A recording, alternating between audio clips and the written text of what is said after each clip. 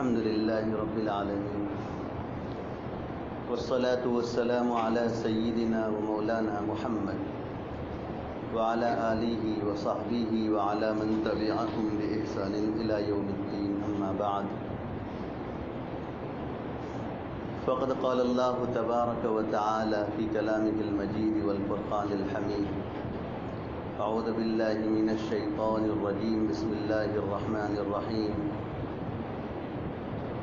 وأطيعوا الله والرسول لعلكم ترحمون وسارعوا إلى مغفرة من ربكم وجنة عرضها السماوات والأرض أعدت للمتقين الذين ينفقون في السراء والضراء والكاظمين الغيظ والعافين عن الناس والله يحب المحسنين والذين إذا فعلوا فاحشة أو ظلموا أنفسهم ذكروا الله فاستغفروا لذنوبهم ومن يغفر الذنوب إلا الله ولم يصروا على ما فعلوا وهم يعلمون أولئك جزاؤهم مغفرة من ربهم وجنات تجري من تحتها الأنهار خالدين فيها ونعم أجر العاملين صدق اللہ العظیم. بزرگوں اور بھائیوں، جن آیت کریمہ کو آپ کے سامنے پڑھا گیا ہے، ان آیات میں اللہ تبارک و تعالیٰ نے اپنی اور اپنے رسول کی اطاعت کرنے کا حکم دیا ہے اور جنت میں لے جانے والے اسباب کون کون سے ہیں، کون کون سے کام کرے گا تو آدمی جنت کا مستحق بن سکتا ہے، وہ کون سے عوامل ہیں اور وہ کون سی صفات ہے، وہ کون سی خوبیاں ہیں کہ جس کو آدمی اپنی زندگی میں لائے گا، اپنی زندگی میں اپنائے گا، برپا کرے گا تو ان کی وجہ سے وہ جنت میں داخل ہو سکتا ہے. یہ پورا مضمون ان آیات میں اللہ تبارک و تعالیٰ نے ذکر فرمایا ہے.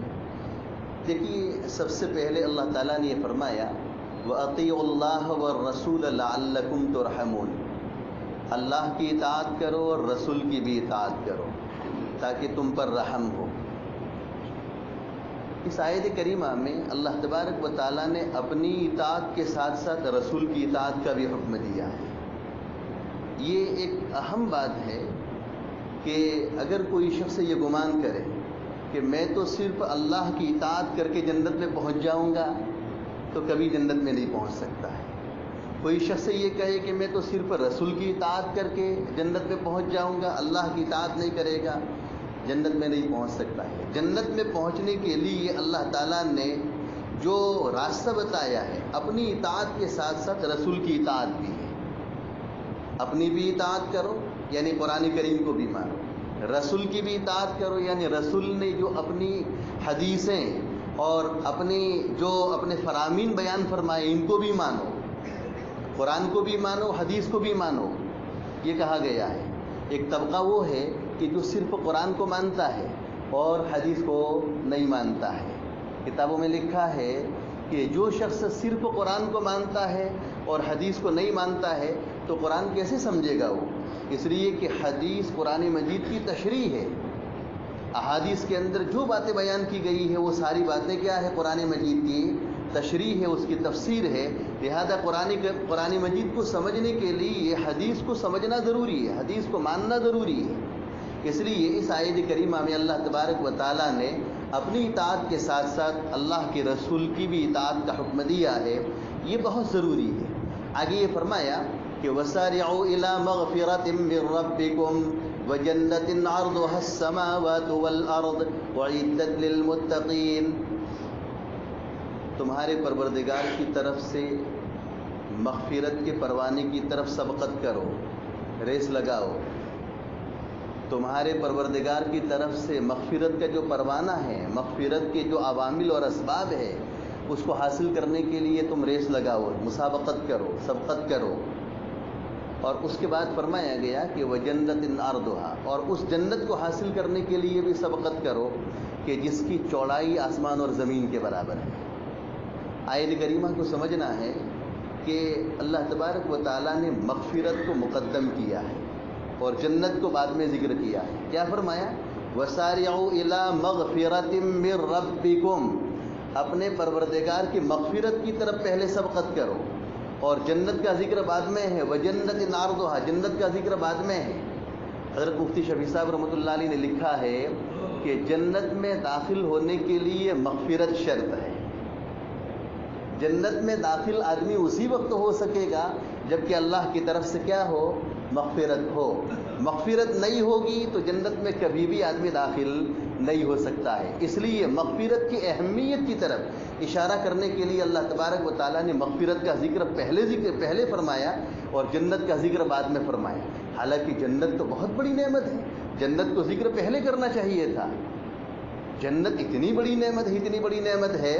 روایتوں میں آتا ہے کہ نبی کریم صلی اللہ علیہ وسلم نے فرمایا کہ ما لا عین رأت ولا اذن سمعت ولا خطر علی قلب بشر، کہ کسی آنکھوں نے جنت کی نعمتوں کو نہیں دیکھا ہوگا اور کسی کان نے اس کا تذکرہ نہیں سنا ہوگا اور کسی آدمی کے دل کے اوپر اس کا گزر نہیں ہوا ہوگا. ایسی نعمتیں اللہ تبارک و تعالیٰ نے جنت والوں کے لیے تیار کر رکھی ہے. تو جنت تو اتنی بڑی نعمت ہے تو جنت کا ذکر پہلے کرنا چاہیے تھا، لیکن جنت کا ذکر پہلے نہیں کیا، بلکہ ذکر کس کا پہلے کیا؟ مغفرت کا. مغفرت پہلے اور جنت بعد میں. اس سے اشارہ کیا اس بات کی طرف کہ جنت میں جانے کے لیے مغفرت پہلی شرط ہے. اللہ کی طرف سے جب تک مغفرت نہیں ہوگی، اپنے اعمال کے بلبوتے پر، اپنے اعمال کی وزن پر اور اپنے اعمال کے بلبوتے پر کوئی شخص جنت میں نہیں جا سکتا ہے. اسی وجہ سے ایک روایت میں نبی کریم صلی اللہ علیہ وسلم نے فرمایا کہ سددوا وقاربوا وابشروا، اچھے اعمال کرو، درست عمل کرو، بشارت بھی حاصل کرو اور جنت میں جانے کے لیے کچھ تیاریاں بھی کرو. اور آگے فرمایا کہ تم میں سے کوئی شخص اپنے اعمال کے بلبوتے پر جنت میں ہرگز نہیں جا سکتا ہے. تم میں سے کوئی شخص ہرگز اپنے اعمال کے بلبوتے پر جنت میں نہیں جا سکتا ہے. تو حضرات صحابہ نے نبی کریم صلی اللہ علیہ وسلم سے پوچھا کہ اللہ کے رسول آپ بھی؟ کہا کہ جی ہاں میں بھی، مگر یہ کہ اللہ کی رحمت مجھے اپنے سائے میں ڈھانپ لے. جب تک اللہ کی رحمت مجھے اپنے سائے میں نہیں ڈھانپے گی وہاں تک میں بھی اپنے اعمال کے بلبوتے پر جنت میں نہیں جا سکتا ہوں. جبکہ اللہ تبارک و تعالیٰ نے نبی کریم صلی اللہ علیہ وسلم کے بارے میں تو کیا فرمایا ہے کہ انا فتحنا لک فتحا مبینا لیغفر لک اللہ ما تقدم من ذنبک وما تأخر. اس آیت کریمہ میں اللہ تبارک و تعالیٰ نے نبی کریم صلی اللہ علیہ وسلم کے اگلے پچھلے سارے گناہوں کی بخشش کا ذکر فرمایا ہے. آپ کے اگلے گناہ بھی، یعنی یہ گناہ وہ کون سے تھے وہ لمبی چوڑی تفسیر ہے، اسے مجھے نہیں جانا ہے. آپ کے اگلے پچھلے سارے یہ گناہوں کو اللہ تبارک و تعالیٰ نے معاف کر دیا تھا، لیکن اس کے باوجود بھی نبی کریم صلی اللہ علیہ وسلم اللہ تبارک و تعالیٰ سے روزانہ 70 مرتبہ یا 100 مرتبہ سے زیادہ مغفرت طلب کرتے تھے، توبہ کرتے تھے، مغفرت کرتے تھے. اور اللہ کے نبی یہ کہہ رہا ہے کہ میں خود اپنے اعمال کے بلبوتے پر جنت میں نہیں جا سکتا ہوں جب تک کہ اللہ کی رحمت مجھے اپنے سائے میں نہ ڈھانپ لے. یہ ہے معلوم یہ ہوا کہ جنت کے مقابلے میں مغفرت کی اہمیت کیا ہے؟ زیادہ ہے. اس لیے مغفرت کو مقدم کیا ہے اور جنت کو بعد میں ذکر کیا ہے. جب تک کسی آدمی کی مغفرت نہیں ہوگی وہاں تک کوئی شخص اپنے اعمال کے بلبوتے پر جنت میں نہیں جا سکتا ہے، مگر یہ کہ اللہ تبارک و تعالیٰ اس کے ساتھ رحم کا معاملہ فرمائے. اللہ کا معاملہ اپنے بندوں کے ساتھ بڑا رحم اور کرم کا ہے. اللہ کی ذات رحیم الرحمہ ہے اور اللہ کی ذات یہ کریم الکرمہ ہے. اگر کوئی بندہ اپنے قصور کا اعتراف کر کے، اپنی غلطی کا اعتراف کر کے کسی بندے کے پاس جاوے تو بندہ تو شاید اس کو معاف نہ کرے. ہوتا ہے دنیا میں یہ. اگر کوئی بندہ اپنی غلطی اور اپنے قصور کا اعتراف کرتے ہوئے کسی بندے سے معافی کے لیے اور صلح کے لیے جاوے تو شاید بندہ تو اس کو معاف نہ کرے. لیکن حضرت مفتی شفیع صاحب رحمۃ اللہ علیہ نے لکھا ہے کہ اللہ کی ذات اتنی رحیم ہے اور اتنی کریم ہے کہ ज़िंदगी पर अगर उसने गुनाह किए हैं और सच्चे दिल से अल्लाह के आस्ताने पर आ जाएगा, अल्लाह के दरवाजे पर आ जाएगा और सच्चे दिल से एक मरतबा कह देगा कि मेरे गुनाहों को तो माफ़ कर दे, मेरे गुनाहों को माफ़ करने वाली ज़ात तेरे अलावा कोई दूसरी नहीं है, अगर आपने मेरे गुनाहों को माफ़ न किया तो हमारा कहीं ठिकाना होने वाला नहीं है, तो अल्लाह की रहमत जोश में आएगी, अल्लाह ताला उसको क्या कर देंगे, माफ़ कर देंगे। ये है मग़फ़िरत। मग़फ़िरत का जिक्र कुरान मजीद में बेशुमार जगहों पर आया है, जन्नत का भी जिक्र कुरान मजीद में बेशुमार जगहों पर आया है। इनका तस्करा मुझे यहाँ समझे नहीं करना है, बस मुझे तो आयत करीमा समझानी है। वसारिउ इला मग़फ़िरतिम मिर रब्बिकुम व जन्नतिन अर्दुहस समावातु वल अर्द। बंदों से कहा जा रहा है कि अपने परवरदिगार की मग़फ़िरत की तरफ सबक़त करो, मुसारात करो, रेस लगाओ। व जन्नतिन अर्दुहस समावातु वल अर्द, और ऐसी जन्नत की तरफ कि जिसकी चौड़ाई आसमान और ज़मीन के बराबर है। जन्नत की चौड़ाई आसमान और ज़मीन के बराबर है, सातों आसमान और सातों ज़मीनों के बराबर जन्नत की चौड़ाई है, जन्नत की चौड़ाई है। अच्छा, यहाँ ये बात समझनी है कि आदमी अपनी जब कोई इमारत खड़ी करता है, अपना कोई मकान बनाता है या समझे कोई चीज़ें बनाता है, तो लंबाई का ख्याल ज़्यादा रखता है या चौड़ाई का ख्याल ज़्यादा रखता है? कोई चीज़ बनानी हो तो लंबाई का ख्याल ज़्यादा रखता है या चौड़ाई का ख्याल ज़्यादा रखता है? लंबाई का ख्याल ज़्यादा रखता है, चौड़ाई कम होती है। जैसे मस्जिद देखिए, दाएं बाएं लंबी इतनी है, लेकिन चौड़ाई में ये क्या है, 5-6 सब के बराबर है। मकान देखिए अपना, मकान लंबा ज़्यादा होता है, चौड़ाई ये 14 फीट की होती है, 13 फीट की होती है, होता है ना। कोई मकान बनाता है, कोई इमारत खड़ी करता है, तो उसमें लंबाई का ख्याल ज़्यादा रखता है और चौड़ाई का ख्याल कम रखता है। लेकिन यहाँ अल्लाह तबारक व तआला ने क्या फरमाया कि ऐसी जन्नत की जिसकी लंबाई और चौड़ाई आसमान और ज़मीन के बराबर है। जब उसकी चौड़ाई आसमान और ज़मीन के बराबर है तो लंबाई कितनी होगी? मुफ्ती शफी साहब रहमतुल्लाह ने लिखा है कि इसका तो अंदाज़ा ही नहीं लगा सकते हम, इसका अंदाज़ा ही नहीं लगा सकते हैं कि जब उसकी चौड़ाई इतनी है तो लंबाई कितनी होगी। लंबाई का तो ये कोई हिसाब नहीं होगा। वसारिउ इला मग़फ़िरतिम मिर रब्बिकुम व जन्नतिन अर्दुहस समावातु वल अर्द। जन्नत कहाँ है? मुफ्ती शफी साहब रहमतुल्लाह ने लिखा है कि जन्नत रिवायतों के मुताले से और कुरान मजीद के आयात और रिवायतों के इशारों से इस बात का पता चलता है कि जन्नत 7वें आसमान के ऊपर है। 7वें आसमान को अल्लाह ताला ने जन्नत के लिए ज़मीन बनाया है। और यहाँ ये कहा जा रहा है कि वसारिउ इला मग़फ़िरतिम मिर रब्बिकुम व जन्नतिन अर्दुहस समावातु वल अर्द, और आगे फरमाया कि उइद्दत लिल मुत्तक़ीन, परहेज़गारों के लिए, मुत्तक़ियों के लिए अल्लाह ताला ने जन्नत को तैयार कर लिया है, जन्नत को तैयार कर लिया है। जन्नत इशारों से मालूम होता है 7वें आसमान पर है, 7वें आसमान को उसकी ज़मीन बनाया गया है और जन्नत तैयार हो चुकी है। ये हमारा अक़ीदा है। अक़ाइद की किताबों में लिखा हुआ है कि जन्नत भी तैयार है और जहन्नम भी तैयार है, जन्नत भी तैयार है, जहन्नम भी तैयार है। एक गुमराह फ़िरक़ा है, वो गुमराह फ़िरक़ा ये कहता है कि नहीं नहीं भाई, जन्नत की ज़रूरत अभी नहीं है, जन्नत की ज़रूरत तो कब पड़ेगी? जब मैदान महशर में हिसाब किताब हो जाएगा और जिसको जन्नत में भेजना है उस वक्त जन्नत की ज़रूरत पड़ेगी, उस वक्त अल्लाह ताला बनाएंगे। और गुमराह फ़िरक़ा ये कहता है कि जहन्नम की ज़रूरत अभी नहीं है, बल्कि फ़ैसले होने के बाद फिर सज़ा की ज़रूरत पड़ेगी, उस वक्त अल्लाह ताला जहन्नम बनाएंगे।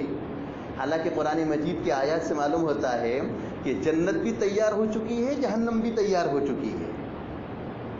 और दुनिया के ज़ाब्तों पर अगर हम कोई क़यास करें तो अल्लाह ताला का ये निज़ाम समझ में आ जाएगा, अल्लाह ताला का निज़ाम समझ में आ जाएगा। अगर हमारे यहाँ कोई बहुत बड़ा मेहमान, कोई गेस्ट आने वाला हो, तो उस मेहमान की आमद की तैयारी से पहले हम उसके लिए मेहमान खाना और होटल बुकिंग करवा देते हैं। मेहमान तो आने वाला 5 दिन के बाद होता है, मेहमान आने वाला होता है 10 दिन के बाद, लेकिन उसके लिए तैयारियाँ कब शुरू हो जाती है? पहले से तैयारियाँ शुरू हो जाती हैं। मालूम ये हुआ कि जन्नत में जाने वाले अल्लाह के मेहमान हैं। अल्लाह तबारक व तआला ने इन मेहमानों की मेहमान नवाजी के लिए जन्नत को क्या किया है? पहले से तैयार कर रखा है। اور کوئی مجرم ہو، کوئی گنہگار ہو، تو مجرم کو سزا دینے کے لیے یہ جیل خانہ یہ پہلے سے تیار ہوتا ہے کہ وقت پر تیار کیا جاتا ہے؟ جیل خانہ پہلے سے تیار ہوتا ہے اور مجرم کو تو اندر ڈال دیا جاتا ہے۔ تو جیسے جیل خانے پہلے سے تیار ہوتے ہیں، سزا خانے پہلے سے تیار ہوتے ہیں، اسی طریقے سے اللہ تبارک و تعالیٰ نے جہنمیوں کے لیے جہنم کا جیل خانہ اور عذاب خانہ پہلے سے تیار کر رکھا ہے۔ اس لیے وہ گمراہ فرقہ جو کہتا ہے کہ جنت بھی تیار ہونے والی ہے اور جہنم بھی تیار ہونے والی ہے، نہیں، یہ بات نہیں ہے۔ جنت بھی تیار ہو چکی ہے اور جہنم بھی اللہ تعالیٰ نے تیار کر لی ہے۔ آگے فرمایا وَسَارِعُوا إِلَى مَغْفِرَةٍ مِّن رَّبِّكُمْ وَجَنَّةٍ عَرْضُهَا السَّمَاوَاتُ وَالْأَرْضُ وَأُعِدَّتْ لِلْمُتَّقِينَ۔ متقیوں کے لیے اس کو تیار کیا ہے، پرہیزگاروں کے لیے، اللہ سے ڈرنے والوں کے لیے۔ اچھا، متقی کون ہے؟ متقی کا کوئی لیبل تو نہیں ہوتا ہے، اس کی پیشانی پر کوئی لیبل لگا ہوا ہو، جیسے وہ کانیہ دجال جب آئے گا نا تو کانیہ دجال کی پیشانی کے اوپر یہ کیا لکھا ہوا ہوگا؟ کافر، کفر یعنی کافر لکھا ہوا ہوگا، تو لوگ پہچان لیں گے۔ پڑھا ہوا بھی پہچانے گا، پڑھے گا، اور جو نہ پڑھا ہوا ہوگا وہ بھی اس کو یہ پہچان لے گا کہ یہ کفر، یہ کافر ہے۔ لیکن متقی کون ہے اور غیر متقی کون ہے، اس کا تو یہی دنیا کے اندر کسی کو پتہ چلنے والا نہیں ہے۔ کسی کی پیشانی پر کوئی ایسا لیبل تو نہیں ہوتا ہے، کوئی آئیڈیل نہیں ہوتا ہے، اور کوئی ایسی نشانی نہیں ہوتی ہے کہ جس کی وجہ سے پتہ لگا لیا جاوے کہ یہ متقی ہے اور یہ متقی نہیں ہے۔ اللہ تعالیٰ نے اس کے لیے کچھ اوصاف بیان فرمائے ہیں کہ دیکھو متقیوں کے اوصاف یہ ہے، اللہ سے ڈرنے والے بندوں کے اوصاف یہ ہے۔ یہ اوصاف اگر کسی بندے کے اندر آ جاوے تو سمجھنا کہ وہ متقی ہے۔ بھئی چیز نمونے کے ذریعے علامت کے ذریعے پہچانی جاتی ہے نا، چیز ہوتی ہے، وہ چیز کس کے ذریعے پہچانی جاتی ہے؟ علامت کے ذریعے، نشانی کے ذریعے پہچانی جاتی ہے۔ ریلوے اسٹیشن پر کون سی گاڑی آئی ہے، اگر وہ ڈبے کے اوپر بورڈ بھی نہ ہو اور نمبر بھی نہ لگا ہو تو کوئی آدمی پہچانے گا کہ بھئی یہ لوکل گاڑی ہے یا ایک خاص ہے اور سپر فاسٹ ہے؟ کون سی گاڑی ہے، یہ سوریا نگری آ رہی ہے یا ایک اور کون سی گاڑی آ رہی ہے؟ کسی کو پتہ نہیں چلے گا۔ کیوں؟ اس لیے کہ نشانی نہیں ہے، نشانی نہیں ہے۔ تو کسی چیز کو پہچاننے کے لیے نشانی ہوتی ہے۔ اللہ کے نیک اور متقی اور پرہیزگار بندوں کو پہچاننے کے لیے بھی اللہ تبارک و تعالیٰ نے کچھ نشانیاں بتائی ہیں۔ ان نشانیوں کو سامنے رکھ کر اللہ کے نیک بندے پہچانے جاتے ہیں۔ جو اپنے اندر اپنائے گا، جو شخص ان نشانیوں کو اور علامتوں کو اپنے اندر لائے گا، پیدا کرنے کی کوشش کرے گا، تو وہ اللہ کا متقی اور پرہیزگار بندہ کہلائے گا۔ کون سی نشانیاں ہیں اور کون سی علامتیں ہیں؟ کچھ علامتیں ایسی ہے کہ جس کا تعلق بندوں کے ساتھ ہے، بندے کا بندے کے ساتھ ہے، جیسے آپسی تعلقات ہوتے ہیں۔ اور کچھ نشانی یہ وہ ہے کہ جس کا تعلق بندے اور اللہ کے درمیان ہے۔ میری بات سمجھ میں آ رہی ہے؟ کچھ نشانیاں وہ ہے کہ جن کا تعلق بندے کا بندے کے ساتھ ہے، اور کچھ نشانیاں وہ ہے کہ جس کا تعلق بندے کا اللہ کی ذات کے ساتھ ہے۔ پہلی نشانیاں وہ ذکر کی ہے کہ جن کا تعلق بندے کا بندے کے ساتھ ہے۔ کیا ذکر فرمایا ہے؟ الذين ينفقون في السراء والضراء والكاظمين الغيظ والعافين عن الناس والله يحب المحسنين۔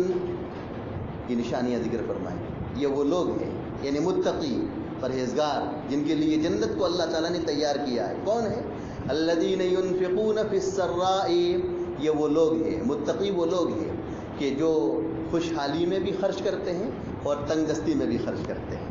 یہ پہلی علامت ہے، خوشحالی میں بھی خرچ کرتے ہیں اور تنگ دستی میں بھی خرچ کرتے ہیں۔ حضرت مفتی شفیع صاحب رحمۃ اللہ علیہ نے بہت کڑوی بات لکھی ہے، ذرا اس کو ہضم کرنا پڑے گا، اس کو ہضم کرنا پڑے گا۔ لوگوں نے یہ سمجھ لیا ہے کہ بھئی خرچ کرنا اور دینا، خرچ کرنا اور دینا یہ تو صرف مالداروں کا کام ہے، صرف مالداروں کا کام ہے۔ مفتی صاحب نے لکھا ہے کہ نہیں، سرا کا مطلب یہ کہ مالدار، یعنی مالداری میں بھی خرچ کرتے ہیں، اور ذرہ یعنی تنگ دستی، تنگ دستی اس میں بھی خرچ کرتا ہے۔ معلوم یہ ہوا کہ اللہ کے راستے میں خرچ کرنے کا یہ حکم اور یہ کام صرف مالداروں کے ذمے نہیں ہے، بلکہ یہ کام کیا ہے؟ مالدار اور غیر مالدار، غریب فقیر، ہر ایک کے ذمے، اور ہر ایک اپنی اپنی حیثیت کے مطابق، مالدار اپنی حیثیت کے مطابق خرچ کرے اور غریب یہ کیا ہے؟ اپنی حیثیت کے مطابق خرچ کرے۔ صحیح ہے بات؟ مالدار اپنی حیثیت کے مطابق خرچ کرے اور غریب اپنی حیثیت کے مطابق خرچ کرے. احادیث میں واقعات لکھے ہیں. ایک مرتبہ نبی کریم روایت میں آتا ہے کہ حضرت عائشہ رضی اللہ تعالیٰ عنہ نے ایک مرتبہ ایک پیاز کا صدقہ کیا تھا. پیاز کا صدقہ کیا تھا. اس وقت آپ علیہ الصلوۃ والسلام نے جو اللہ کے راستے میں خرچ کرنے کے لیے اعلان فرمایا تو حضرت عائشہ رضی اللہ تعالیٰ عنہ کی حیثیت پیاز کے صدقہ کرنے کی تھی, تو ایک پیاز صدقہ کیا تھا. اور ایک موقع وہ تھا کہ جس میں حضرت عائشہ رضی اللہ تعالیٰ عنہ نے کھجور صدقہ کی تھی, ایک کھجور صدقہ کی تھی. حیثیت وہ تھی, وہاں وہ مالداری نہیں تھی جو آج ہم تصور کرتے ہیں, اور ہمارے یہاں مالداری کا جو تصور ہوتا ہے وہ مالداری نہیں تھی. ان کی حیثیت وہ تھی. آپ علیہ الصلوۃ والسلام نے اعلان فرمایا تو اعلان پر ایک کھجور صدقہ کیا اور اعلان پر ایک پیاز صدقہ کر دیا. اتقوا النار ولو بشق تمرۃ, جہنم کی آگ سے اپنے آپ کو بچاؤ اگرچہ کھجور کی ایک گٹلی کے برابر ہی کیوں نہ ہو. کھجور کی ایک گٹلی کی شق اور اس کی پھٹن کے برابر کیوں نہ ہو. یعنی اللہ کے رسول صلی اللہ علیہ وسلم یہ فرما رہے ہیں کہ جہنم کی آگ سے اپنے آپ کو بچاؤ. کیسے بچاؤ؟ کہ اگر صدقہ کرنے کی ضرورت پیش آئے اور تمہارے پاس صدقہ کرنے کی وہ بڑی حیثیت نہیں ہے تو کھجور کی گٹلی کا ایک حصہ, یعنی کھجور کا سمجھے ایک حصہ, آدھا حصہ ہی اللہ کے راستے میں صدقہ کرو اور اس صدقے کے ذریعے جہنم کی آگ سے اپنے آپ کو بچاؤ. اور دوسری تفسیر یہ ہے کہ کھجور کو نکالو, اندر سے گٹلی باہر نکالو, اور گٹلی کا جو درمیان کا شگاف ہوتا ہے نا, اس شگاف میں کتنی چیز آئے گی؟ 20-25 کلو شاید آ جائے گی. نہیں, اس شگاف کے اندر جو ہے جتنی چیز آتی ہے نا, کہا کہ اتنی چیز بھی اللہ کے راستے میں صدقہ کر کے اپنے آپ کو جہنم کی آگ سے کیا کرو؟ بچاؤ. یہ ہے اس لیے ہر شخص اپنی اپنی حیثیت کے مطابق اللہ کے راستے میں صدقہ کرے. بات سمجھ میں آ رہی ہے؟ میرے خیال میں یہاں پر ہماری مسجد کے جو ذمہ دار حضرات ہیں وہ بھی بیٹھے ہوئے ہیں. ایک میں نے میسیج پڑھا تھا, تو میسیج کا ذرا پیغام پہنچا ہو شاید کہ یہ ہے, شاید سمجھے ہماری اس مسجد کا بھی اچھا کام ہو جائے. یعنی انفاق فی سبیل اللہ, اللہ کے راستے میں خرچ کرنا. میں نے پڑھا تو واقعی مجھے اچھی بات لگی, اور جہاں میں جاؤں گا اور اس عنوان پر جو ہے بات ہوگی تو انشاءاللہ میں اس کو بیان کروں گا کہ جمعہ کے روز ہماری اس مسجد کے اندر نماز کے لیے کتنے لوگ آتے ہیں. اندازہ کتنا ہے آپ حضرات کا؟ اندازہ کتنا ہوگا جی؟ 500 تو ہوں گے شاید. چلو 500 مت گنو, صرف 200 آدمیوں کا جو ہم حساب لگاتے ہیں. 200 آدمیوں کا حساب لگاتے ہیں. ایک جمعہ میں اگر ایک شخص 50 روپیہ صدقہ کرے گا, 50 روپیہ صدقہ کرے گا, جو سمجھے یہ ہم وہ ڈول گھماتے ہیں, 50 روپیہ صدقہ کرے گا تو 200 آدمیوں کا کتنا ہوگا؟ کیلکولیشن کرتے رہو. یہ کتنا ہوگا؟ 10,000 ہوگا. اچھا, مہینے کے کتنے جمعے آتے ہیں؟ 4 جمعہ آتے ہیں. 10,000 کو یہ 4 میں ضرب دو, کتنا ہوگا؟ 40,000 ہوگا. 40,000 جو ہے ایک مہینے کا ہمارا جو ہے اس مسجد کا سمجھے انکم کا انتظام ہو سکتا ہے اگر. اور ویسے 50 روپیے مسجد سے باہر نکلیں گے تو وہاں وہ سموسے کی لاری ہوتی ہے, ادھر ادھر جو کوئی جو کولڈ ڈرنک کی ہوگی, وہاں جا کر 50 روپئے اڑا دیں گے. لیکن مسجد کے نام پر جو ہے دینا ذرا مشکل ہوتا ہے, تھوڑا مشکل ہوتا ہے. وہاں جو ہے اپنے لیے کام کر لیں گے. لیکن ایک مہینے میں اب حساب لگاؤ کہ ایک مہینہ آپ مسجد میں نماز پڑھتے ہو, پنکھے چلتے ہیں اور اے سی چلتی ہے, لائٹ چلتی ہے, چٹائیاں گھستی ہے, آپ پانی استعمال کرتے ہو, استنجے خانے میں جاتے ہو, تو کیا ایک مہینے میں 200 روپئے اللہ کے نام پر, مسجد کے نام پر نہیں دے سکتے ہو؟ آرام سے دے سکتے ہیں, آرام سے دے سکتے ہیں. لیکن تھوڑا سا ہمیں اس کو عملی جامہ پہنانے کی ضرورت ہے. مسجد کے ذمہ دار حضرات یہاں پر بیٹھے ہیں, عبدالسلام بھائی ہے, عبداللہ چاچا ہے, ایوب بھائی ہے, یہ سب بیٹھے ہیں, اس لیے ان کی موجودگی میں کہہ رہا ہوں یہ تشکیل ہونی چاہیے, تھوڑا سا یہ کام ہونا چاہیے. تو بہرحال میں تو عرض کر رہا تھا کہ انفاق فی سبیل اللہ, اللہ کے راستے میں خرچ کرنا, لوگوں نے یہ سمجھا ہے کہ صرف کس کا کام ہے؟ مالداروں کا کام ہے. مالداروں کا کام نہیں ہے, بلکہ یہ کام یہ کیا ہے سمجھے, غریب کے ذمہ بھی ہے. یعنی جو آدمی اپنی حیثیت جیسی رکھتا ہے اس حیثیت کے مطابق وہ خرچ کرے. حضرت عائشہ رضی اللہ تعالیٰ عنہ کا واقعہ میں نے ذکر کیا. ایک مرتبہ نبی کریم صلی اللہ علیہ وسلم نے ایک موقع پر اللہ کے راستے میں خرچ کرنے کے لیے کچھ اعلان فرمایا، تو ایک صحابی کی حیثیت تھی تو انہوں نے اپنی حیثیت کے مطابق اللہ کے راستے میں سونا لوٹا دیا. ایک اور مرتبہ یہ صحابی آئے اور ان کی حیثیت بہت کم تھی، تو وہ یہ بہت معمولی چیز نبی کریم صلی اللہ علیہ وسلم کے پاس لے کر آئے.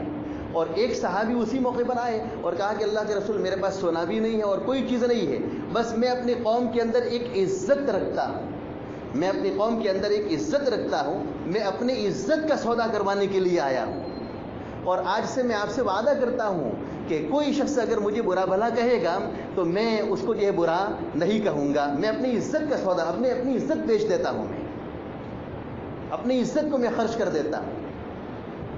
یہ جذبہ تھا اللہ کے راستے میں خرچ کرنے کا، یہ جذبہ تھا. دیکھیے الذین ينفقون فی السراء والضراء والکاظمین، دیکھو کہہ رہے ہیں کہ وہ لوگ کہ جو خوشحالی میں بھی اور تنگ دستی میں خرچ کرتے ہیں، والکاظمین الغیظ، اور غصے کو پی جانے والے ہیں.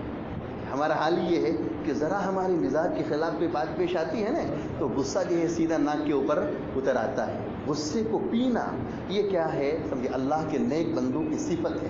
اس کو پیدا کرو گے تو سمجھے کیا ہوگا؟ وہ متقی والے اوصاف اپنے اندر آئیں گے. غصے کو پینا یہ بھی بہت بڑا کمال ہے. ہمارا حال یہ ہے کہ ہماری پرانی لڑائیاں جو ہوتی ہیں نا، خاندانی پرانی لڑائیاں ہوتی ہے، تو ان خاندانی پرانی لڑائیوں کو 20 سال کے بعد بھی کیا کرتے ہیں؟ جگاتے ہیں. ویسے جو وہ 20 سال پہلے وہ لڑائی ہو چکی ہے، بولا چالی ہو چکی ہے 20 سال پہلے، اور لڑکے کی شادی کا موقع آتا ہے تو اینڈ کر کے بیٹھ جاتے ہیں اور کہتے ہیں کیا کہ وہ 20 سال پہلے تم نے ہمیں گالی دی تھی اس لیے اب میں یہ کیا کروں گا، تمہاری شادی اور تمہارے ولیمے کے موقع پر نہیں آؤں گا. بھئی گڑے مردے کائی کو اکھاڑتے ہو؟ غصے کو پینا، معاف کرنا، ایک دوسرے کے ساتھ یہ ہے مصالحت کا معاملہ کرنا، یہ متقیوں کے اللہ کے نیک بندوں کی صفت ہے. آگے فرمائے کہ والکاظمین الغیظ، غصے کو پینے والے ہیں، والعافین عن الناس، اور لوگوں کو معاف کرنے والے ہیں، واللہ یحب المحسنین، اور اللہ تعالیٰ احسان کرنے والوں کو پسند فرماتے ہیں. اس آیت کریمہ پر ایک زبردست واقعہ لکھا ہے کہ حضرت علی ابن حسین، حسین ابن علی نہیں، حضرت علی رضی اللہ تعالیٰ عنہ کے بیٹے حضرت حسین اور ان کے بیٹے علی تھے، یعنی وہ حضرت علی رضی اللہ تعالیٰ عنہ کے پوتے ہیں. علی ابن حسین رضی اللہ تعالیٰ عنہ ایک مرتبہ وضو کر رہے تھے اور باندی ان کو وضو کرا رہے تھے. احادیث کی کتابوں میں واقعہ لکھا ہے، مفتی شفیع صاحب رحمۃ اللہ علیہ نے لکھا ہے، غالباً بیہقی کے حوالے سے نقل کیا ہے کہ وضو کرا رہی تھی اور وضو کے دوران اس باندی کے ہاتھ سے لوٹا ذرا گر گیا اور سارا پانی حضرت علی ابن حسین کے اوپر گر گیا اور وہ یہ سمجھے بھیگ گئے. تو ظاہر سی بات ہے کہ غصہ آنا لازم ہے، غصہ تو آئے گا. تو حضرت علی ابن حسین نے باندی کی طرف آنکھیں اٹھا کر یوں دیکھا تو باندی بڑی سمجھدار تھی، تو باندی نے اس آیت کریمہ کے پہلے جز کو پڑھا، والکاظمین الغیظ، غصے کو پینے والے. تو فوراً ان کا غصہ ٹھنڈا ہو گیا اور اس کے بعد پھر کہا کہ والعافین عن الناس، لوگوں سے معاف کرنے والے. تو حضرت علی ابن حسین نے کہا کہ جا میں نے تجھے معاف بھی کر دیا. اور پھر باندی بڑی ہوشیار تھی، اس نے واللہ یحب المحسنین پڑھ لیا، اللہ تعالیٰ احسان کرنے والے اور نیکی کرنے والوں کو پسند فرماتے ہیں. تو علی ابن حسین کا سمجھیے جذبۂ نیکی وہ جوش میں آیا اور انہوں نے کہا کہ جا میں نے اللہ کے نام پر تجھے آزاد بھی کر دیا. غصہ بھی ٹھنڈا ہو گیا، معاف بھی کر دیا اور آزادی کا پروانہ بھی مل گیا. اللہ کے نیک بندوں کی اور اللہ کے پرہیزگار بندوں کی یہ اوصاف ہے، غصے کو معاف پینا اور معاف کرنا، معافی صافی کرنا. امام ابو حنیفہ علیہ رحمہ کے زمانے میں لکھا ہے کہ ایک مرتبہ امام ابو حنیفہ علیہ رحمہ بازار سے گزر رہے تھے اور کوئی ایک فاسق فاجر آدمی تھا جو ان کا دشمن ہوگا. تو امام ابو حنیفہ علیہ رحمہ کو اس نے یہ خوب گالی گلوچ کیا، برا بھلا کہا، لیکن امام ابو حنیفہ علیہ رحمہ نے اس کو کچھ بھی نہ کہا، ایک لفظ بھی نہ کہا. جب وہ گالی گلوچ سے اور برا بھلا کہہ کر فارغ ہوا تو حضرت امام ابو حنیفہ علیہ رحمہ اپنے گھر واپس آئے اور گھر واپس آ کر، چونکہ وہ مالدار تھے، کپڑے کی تاجر تھے، بہت بڑے تاجر تھے اور مالدار تھے، تو تو امام ابو حنیفہ علیہ رحمہ نے ایک تشت نکالا اور تشت کے اندر جو ہے بہت سے ہیرے موتی جواہرات اور اس طریقے سے دراہیم دنانیر بھرے، اور وہ پورا تشت بھر کر اپنے ہاتھ میں لے کر اس آدمی کے گھر پر گئے اور جا کر دروازہ کھٹکھٹایا، دستک دیے، دروازہ کھولا اس نے اور کہا کہ لیجئے میری طرف سے آپ کو یہ ہدیہ ہے، تحفہ ہے کہ آج آپ نے مجھ پر بڑا احسان کیا ہے کہ مجھے گالی گلوچ کیا، مجھے برا بھلا کہا اور آپ نے مجھے بہت کچھ کوسا اور آپ نے اپنی ساری نیکیاں جو ہے مجھے دے دی ہے، اس لیے میں بھی آپ کے اوپر کچھ تھوڑا سا احسان کرنا چاہتا ہوں۔ تو اس طریقے سے اس کے اوپر احسان کیا تھا۔ یہ امام ابو حنیفہ علیہ رحمہ کے سمجھے سوانے میں لکھا ہے۔ بہرحال یہ سمجھے وہ آیات ہے کہ جن کا تعلق بندے اور بندے کے ساتھ ہے، بندے کا بندے کے ساتھ تعلق ہے، غصے کا پینا، معاف کرنا اور احسان کا معاملہ کرنا اور اس طریقے سے خرچ کرنا، یہ سارا جو ہے بندوں کا تعلق بندوں سے ہے، جو متقیوں کے اوصاف میں سے ہے۔ ایک تو خرچ کرنا، چاہے مالداری کا ہو زمانہ یا تنگدستی کا زمانہ ہو، غصے کو پینا، معاف کرنا اور احسان کا معاملہ کرنا، یہ کام ایسے ہے کہ جن کا تعلق بندے کے ساتھ ہے۔ اور آگے کچھ کام وہ ہے کہ جن کا تعلق بندے کے ساتھ نہیں ہے بلکہ اللہ کی ذات کے ساتھ ہے۔